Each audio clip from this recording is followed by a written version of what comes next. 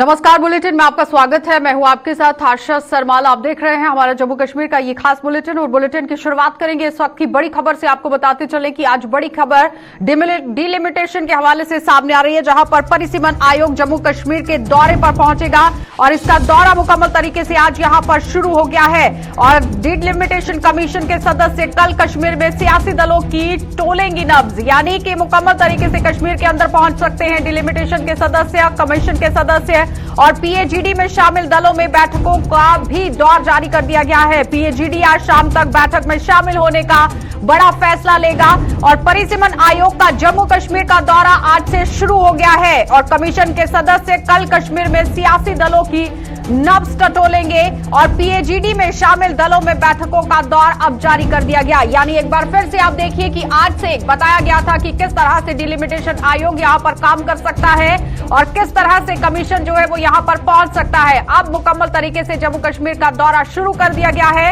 और कमीशन के सदस्य कल कश्मीर में सियासी दलों की भी नब्ज टटोल सकते हैं और मुकम्मल तरीके से अब आप ये देखिए कि पीएजीडी में शामिल दलों की बैठकों का दौर भी जारी हो चुका है, क्योंकि गुपकार गठबंधन लगातार अब बैठकें करता हुआ नजर आ रहा है। पहले अलग अलग पार्टियों की तरफ से बैठकें करने की कोशिश की गई, लेकिन अब मुकम्मल तरीके से आप देखिए कि पीएजीडी की बैठक का दौर भी शुरू हो चुका है। लेकिन सवाल यहां पर यह है कि जिस तरह से पहले मतभेद बनते हुए नजर आए, अब देखना यह होगा कि आखिर कितने समय तक ये मतभेद जो है वो सामने आकर देखने को मिल सकता है, क्योंकि अलग अलग पार्टियों की तरफ से ज्यादा तरीके से आप देखिए बैठकों का दौर शुरू किया गया। पीडीपी पार्टी की तरफ से बैठक रखी गई, नेशनल कॉन्फ्रेंस की तरफ से बैठक जो है वो रखी गई, प्रेस कॉन्फ्रेंस की गई पीपल कॉन्फ्रेंस की तरफ से और उसके साथ ही अपनी पार्टी के सदर अल्ताफ बुखारी भी यहां प्रेस कॉन्फ्रेंस करते हुए नजर आए। लेकिन मुजफ्फर बेग की बात करें तो वो भी बड़ा बयान यहां पर जारी करते हुए नजर आए। लेकिन अब देखना यह होगा कि जैसे ही परिसीमन आयोग का दौरा शुरू हुआ है, उसके बाद जैसे यहां पर कश्मीर का रुख किया जाएगा,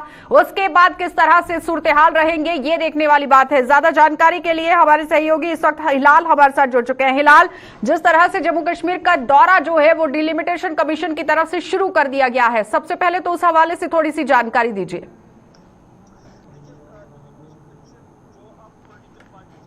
इसमें इन्वॉल्व करना चाहता है और उनकी पार्टिसिपेशन को मस्ट करा दिया गया है, ताकि पॉलिटिकल पार्टीज जो आवाम की नुमाइंदगी करते हैं तो वो भी इस डिलिमिटेशन यानी हदबंदी कमीशन का हिस्सा बननी चाहिए। हालांकि एक एग्जीक्यूटिव बॉडी जो है वो अलग से है, जिन्हें इख्तियार होगा, लेकिन सजेशंस का वो वेलकम करते हैं।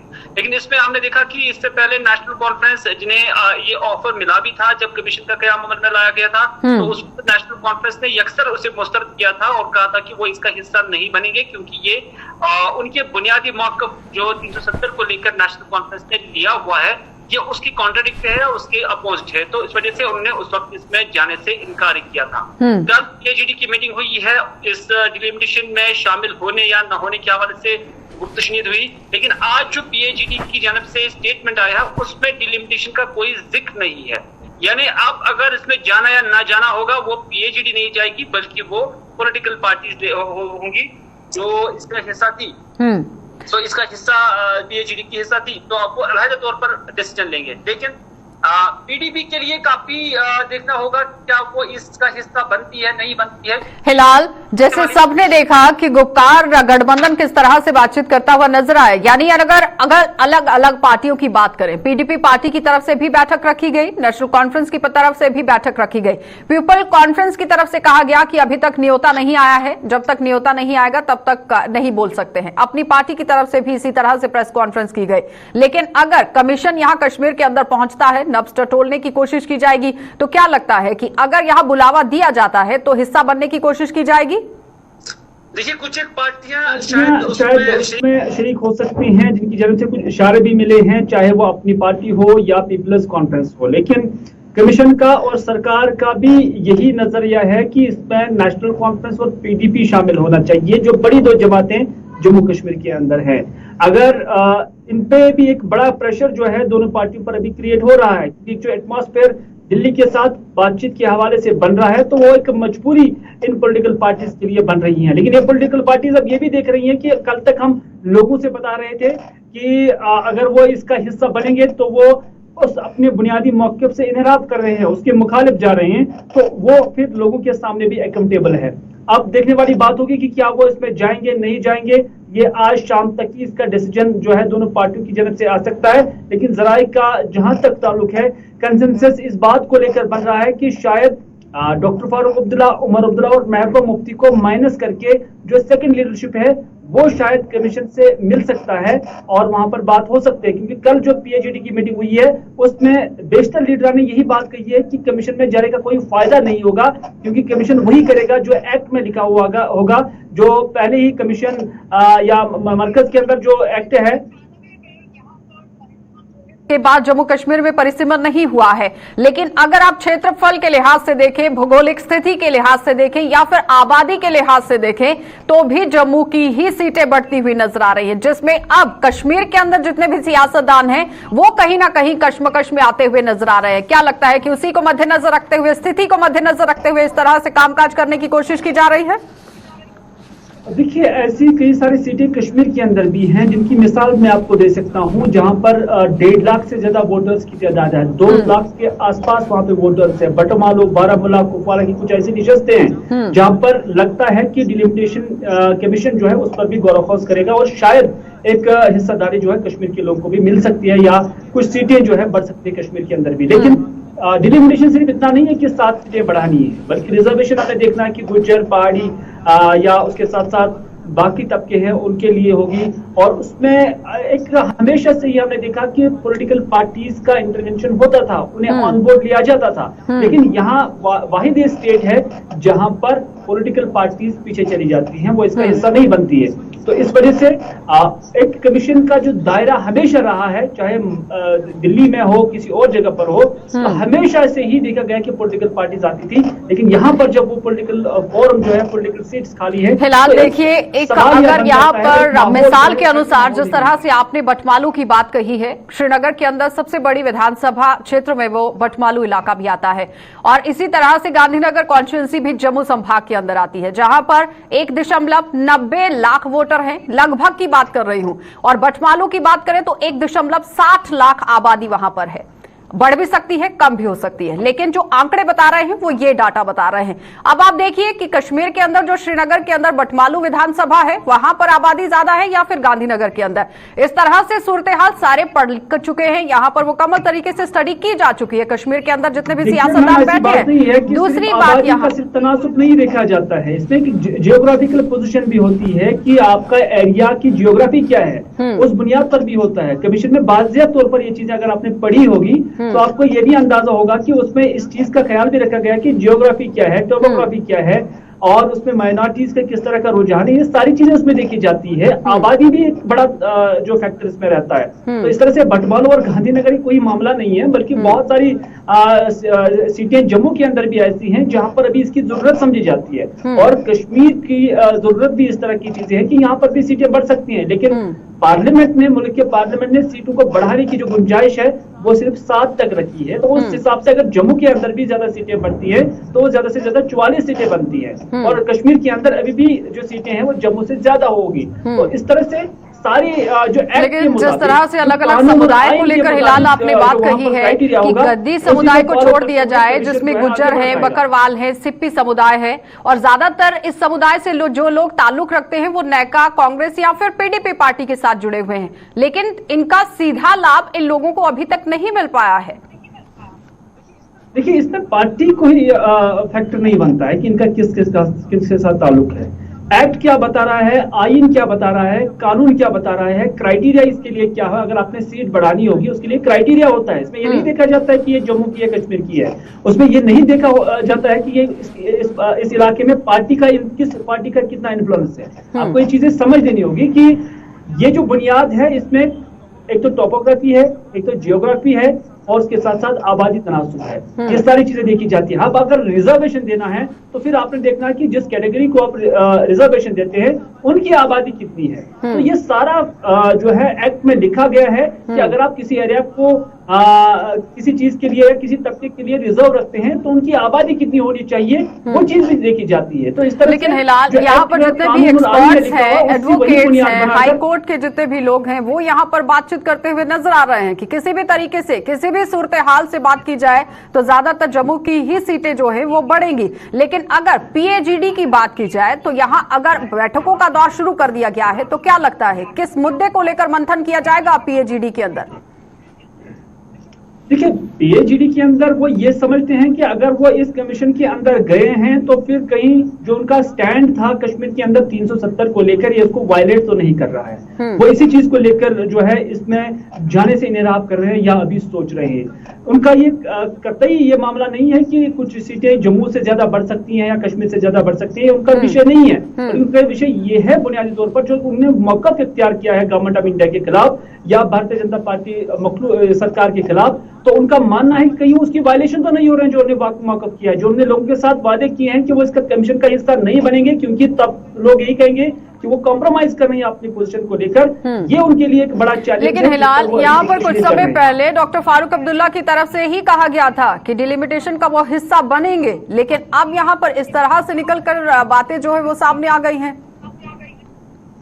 देखिए, डॉक्टर फारूक अब्दुल्ला ने कभी ये नहीं कहा है कि वो कमीशन का हिस्सा बनेंगे। अगर ऐसा होता तो आज उन्होंने बाज़ाब्ता ऐलान भी किया होता। बात यह है कि आज तक नेशनल कॉन्फ्रेंस ने हमेशा कहा है कि वो इसका हिस्सा नहीं बनेंगे, बल्कि वो इसका जो है वायलेशन करेंगे अगर वो इसका हिस्सा बनेंगे। लेकिन साथ ही साथ उन्होंने 2 बार कोर ग्रुप की मीटिंग भी बुलाई है, जिसमें इस बात पर इत्तेफाक हुआ है कि जो डिसीजन लेना होगा वो डॉक्टर फारूक को ही लेने का इख्तियार दिया गया है। लेकिन फॉर्मली उसकी अभी तक कोई अनाउंसमेंट डॉक्टर फारूक अब्दुल्ला की जानब से नहीं हुई है कि क्या वो इसमें जाएंगे या नहीं जाएंगे। लेकिन एक्सपेक्टेड है कि आज शाम तक इस हवाले से कोई ना कोई फैसला। चलिए हिलाल, बहुत बहुत धन्यवाद जुड़ने के लिए। तो फिलहाल आपने देखा कि हिलाल हुंजूरी हमारे सहयोगी हमारे साथ जुड़े हुए थे, जो बता रहे हैं कि किस तरह से यहाँ पर सूरत हाल अब पीएजीडी की तरफ से बनता हुआ नजर आएगा, क्योंकि डिलिमिटेशन कमेटी जिस तरह से अब यहाँ पर बनाई गई है मुकम्मल तरीके से। आप देखिए कि कमीशन जो है वो जम्मू कश्मीर के दौरे पर है, 4 दिवसीय दौरा यहाँ पर शुरू हो चुका है और कल यहाँ कश्मीर के नेताओं की भी नब्ज टटोली जा सकती है। लेकिन अब देखना यह होगा कि कौन कौन से नेताओं को न्योता मिलता है, और अगर न्योता मिलता है तो कौन कौन से नेता डिलिमिटेशन कमेटी का यहाँ पर हिस्सा बनते हैं, कमीशन का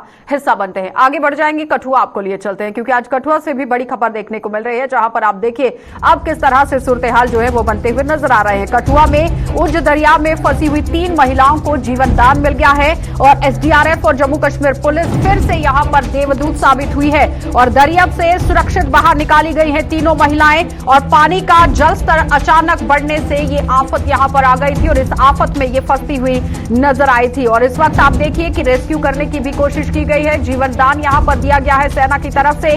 3 महिलाओं को बचाने की कोशिश की गई है, एसडीआरएफ के लोग वहां पर मुकम्मल तरीके से डटे हुए हैं। लेकिन इस वक्त की बड़ी खबर आपको बताते चले कि तीनों महिलाओं को यहां पर बचाया गया है, दरिया से सुरक्षित बाहर निकाली गई हैं ये तीनों महिलाएं। और दरिया से यहाँ पर जिस तरह से देखा जा रहा था कि जल स्तर बढ़ रहा है और अचानक जल स्तर बढ़ने की वजह से इस तरह से हालात जो है वो उज दरिया में बनते हुए नजर आए थे, जहां पर 3 महिलाएं फंस गई थी और एसडीआरएफ की टीमें मौके पर पहुंची देवदूत बनकर। यहां मुकम्मल तरीके से जम्मू कश्मीर पुलिस जो है वो काम करती हुई भी नजर आई, लेकिन दरिया से सुरक्षित इन तीनों महिलाओं को बाहर निकाल लिया गया है। पानी का जल स्तर अचानक बढ़ गया था, जिसकी वजह से ये नौबत यहां पर आ गई है। साफ तस्वीरों में आप देखिए एसडीआरएफ की टीम किस तरह से मौके पर पहुंची हुई है और कैसे इन तीनों महिलाओं को बचाने की कोशिश की गई, क्योंकि उच्च दरिया है और काफी उफान पर देखा गया था। अचानक ही पानी बढ़ गया और बढ़ने की वजह से ये महिलाएं इस पानी की चपेट में आ गई। ज्यादा जानकारी के लिए सरबजीत हमारे साथ जुड़ चुके हैं। सरबजीत, क्या कुछ अपडेट है, किस तरह से पूरा अभियान वहां पर चलाया गया? पुलिस की राजबाग टीम ने यहाँ पर एक बड़े स्तर पर यहाँ पर रेस्क्यू ऑपरेशन चलाया है। आपको बता दें कि राजबाग थाना क्षेत्र के अधीन पड़ते छब्बेचक इलाके में 3 महिलाएं जो हैं ये उच्च दरिया के तेज बहाव में फंस गई थी, जिसकी वजह से सुबह 7 बजे से लेकर अब तक यहाँ पर रेस्क्यू ऑपरेशन जो है ये कठुआ पुलिस की और एसडीआरएफ की टीम द्वारा यहाँ पर चलाया गया है और तीनों महिलाओं को यहाँ पर सकुशल यहाँ पर रेस्क्यू कर लिया गया है। आपको बता दें कि ये तीनों महिलाएं शोध के लिए दरिया के पास गई थी, लेकिन जब ये सुबह गई तब वहां पर पानी बिल्कुल नहीं था, लेकिन एकाएक उच्च दरिया का जो पानी है ये यहाँ पर आ गया और पानी का जलस्तर इतना ज्यादा था कि ये वापिस नहीं आ पाई और जिसकी बाद पुलिस को यहाँ पर सूचित किया गया और पुलिस की टीमें यहाँ पर मौके पर सरबजीत, पहुंची हैं। आखिर किस कारण की वजह से महिलाएं वहां पर पहुंची हुई थी?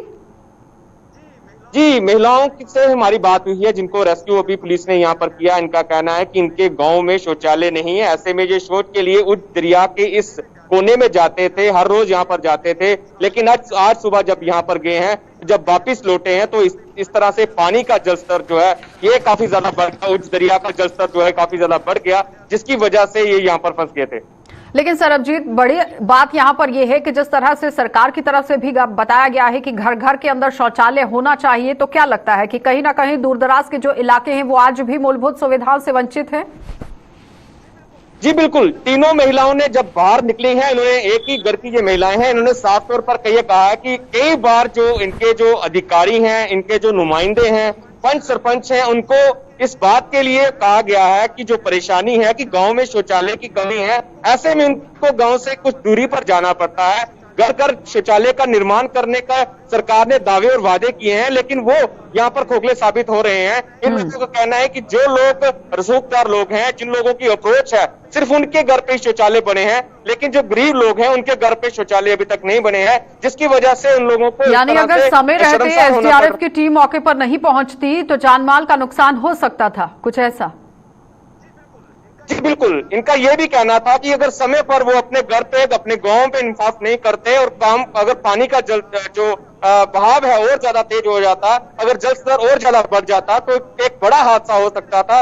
समय रहते कठुआ पुलिस और एसडीआरएफ की टीम ने इन लोगों को यहाँ पर रेस्क्यू किया है, लेकिन इन लोगों की अभी भी यही डिमांड है कि आने वाला जो समय है, बरसात का मौसम है, कई बार इस दरिया का जल स्तर जो है बढ़ जाता है, तो ऐसे में शौचालय का निर्माण इनके घरों में कर दिया जाए ताकि ये लोग उस पार ना जा सके। लेकिन सरबजीत, यहाँ पर सवाल ये भी है कि जब बरसात का समय शुरू हो जाता है तो नदी नालों के पास जाने के लिए चेतावनी जारी की जाती है। क्या लगता है कि प्रशासन को यहाँ पर चेतावनी जारी करनी चाहिए थी?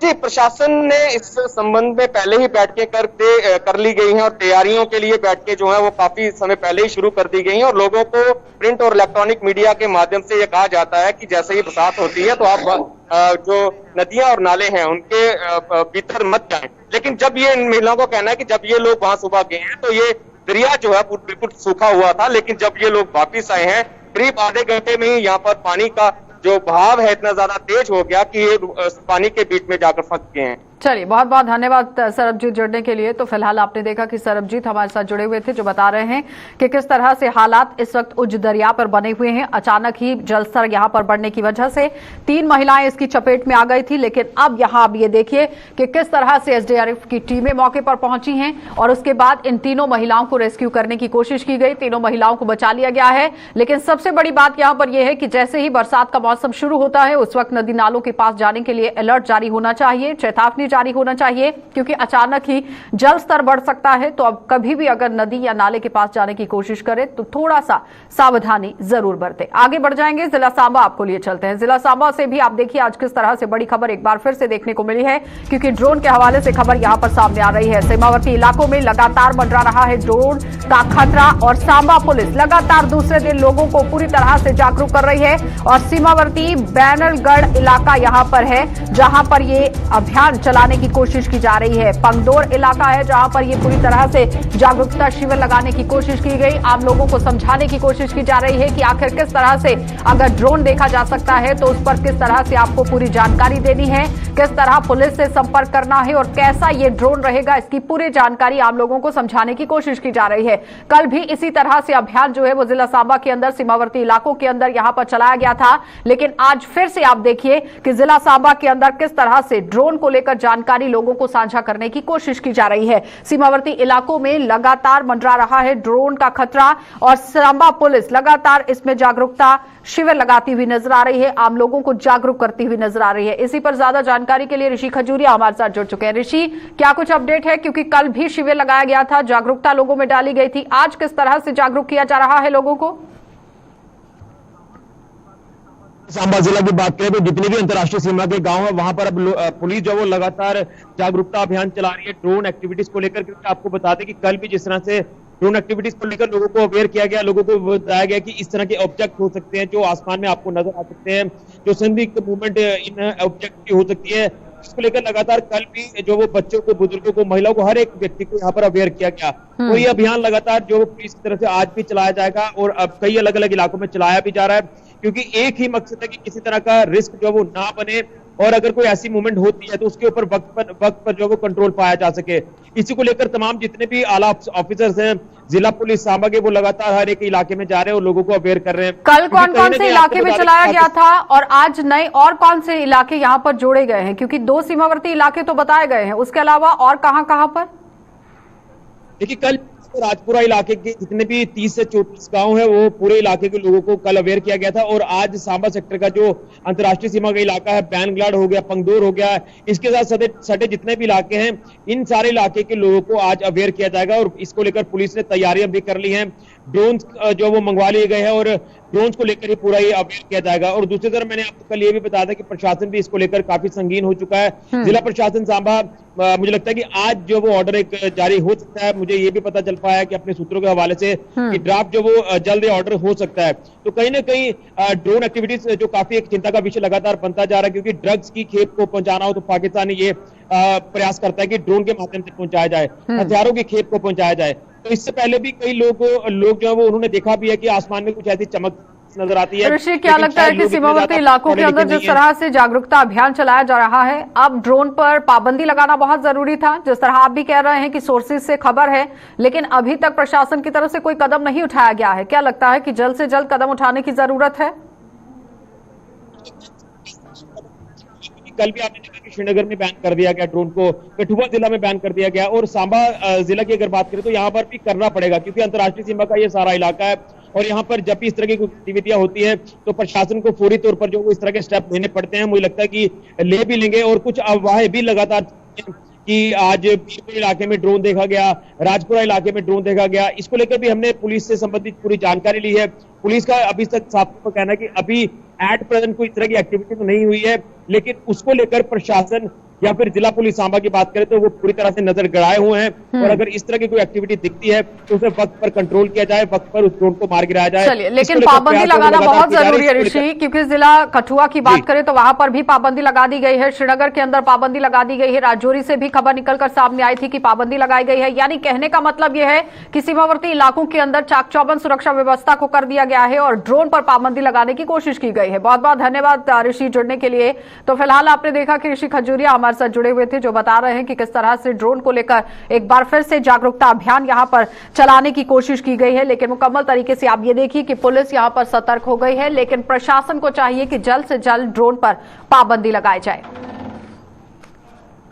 चलिए आगे बढ़ जाएंगे। अब आपको जिला राजौरी लिए चलते हैं, क्योंकि राजौरी से भी आज एक और बड़ी खबर देखने को मिल रही है। और आपको बताते चले कि मुगल रोड के हवाले से बड़ी खबर यहां पर सामने आ रही है। मुगल रोड पर आधिकारिक तौर पर बहाल किया गया है यातायात, और मुगल रोड यातायात के लिए खुलने में अब यहां लोगों को कहीं ना कहीं राहत देखने को मिल रही है। और पिछले कई महीनों से मुगल रोड पर यातायात पर पाबंदी लगाई गई थी, और वैकल्पिक मार्ग खुलने से राजौरी पुंछ के लोगों को काफी फायदा होगा। और ये लोगों की काफी पुरानी मांग थी कि जल्द से जल्द मुगल रोड को खोला जाए। आपको बताते चले कि पहले भी यहाँ पर गुज्जर बकरवाल समुदाय के लिए यहां पर इस रोड को खोला गया था, और हैवी व्हीकल्स के लिए इस रोड को खोला गया था, इमरजेंसी सर्विसेज के लिए खोला गया था, यानी कि मेडिकल सर्विसेज के लिए इस रोड को खोला गया था। लेकिन आम लोग यहां पर मांग कर रहे थे कि जल्द से जल्द दोनों तरफ से इसको बहाल किया जाए। आज बड़ी खबर और राहत भरी खबर जो है वो जिला राजौरी और पुंछ के लोगों को मिलती हुई नजर आ रही है, जहां पर अब मुगल रोड को खोल दिया गया है, यातायात के लिए यहां पर खोल दिया गया है, यातायात को बहाल कर दिया गया है।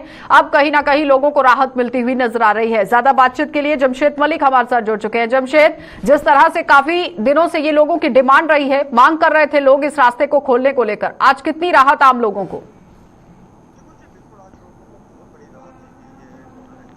तरफ से कि काफी अरसा से राजौरी पुंछ के लोगों की तरफ से मांग की जा रही थी कि मुगल रोड को गाड़ियों के लिए आने जाने के लिए बहाल किया जाए, और गवर्नर इंतजामिया की तरफ से ये जरूर कहा गया था कि 5 तारीख को एक बड़ा तोहफा दिया जाएगा, और वो तोहफा वाकई आज दिया गया है राजौरी पुंछ के लोगों को, जो रोड खोलकर, और लोगों ने काफी राहत की सांस ली। और लोगों की तरफ से अब मांग भी की जा रही है कि इस रोड को गवर्नर 12 महीने के लिए बहाल कर दें, क्योंकि इस रोड से काफी लोगों का रोजगार भी जुड़ा। दूसरी तरफ अगर ये कहें कि खिताब पीर पंचाल यानी 100 कोर्ट के वकीलों की तरफ से इसके लिए एक याचिका भी दायर की गई थी कि इस रोड को क्यों बंद रखा गया, मगर वो अपनी जगह पे रही। उसके बावजूद भी प्रशासन की तरफ से, इंतजामिया की तरफ से बड़ा फैसला जरूर लिया गया है कि इस रोड को बहाल कर दिया गया, जिससे खिताब पीर पंचाल के लोगों ने काफी राहत की सांस ली और बड़ी तादाद में आज लोगों को की तरफ रोजगार की बात की है जमशेद आपने, तो जाहिर तरीके से लोगों का रोजगार अब किस तरह से वहां पर बहाल होगा, जरा ये समझाइए।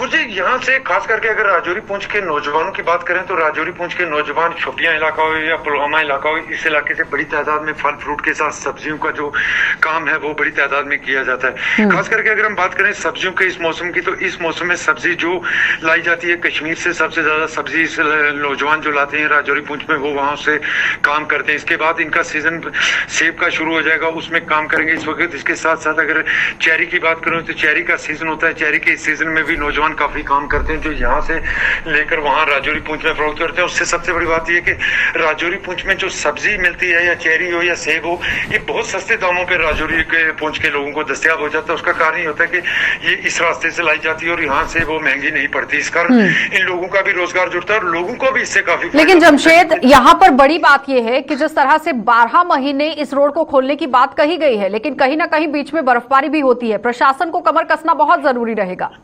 जी बिल्कुल, प्रशासन की जहां तक बात करें, खास करके अगर पीर की गली की बात करें, यहाँ 8 से 10 फुट से बर्फ तकरीबन पड़ती है, 10-10 फुट की करीब बर्फ पड़ती है। यहाँ से बर्फ को बार बार हटाना और साफ करना बहुत ज्यादा प्रशासन के लिए भी मुश्किल रहता है। मगर पिछली गवर्नमेंट के दौरान, बीजेपी और पीडीपी की गवर्नमेंट के दौरान एक ऐलान किया गया था जिसमें यह कहा गया था कि इस रोड पे टनल डाला जाएगा, मगर उस टनल की बात जरूर कही गई थी, उसके बाद उस पर कोई आगे काम नहीं हुआ।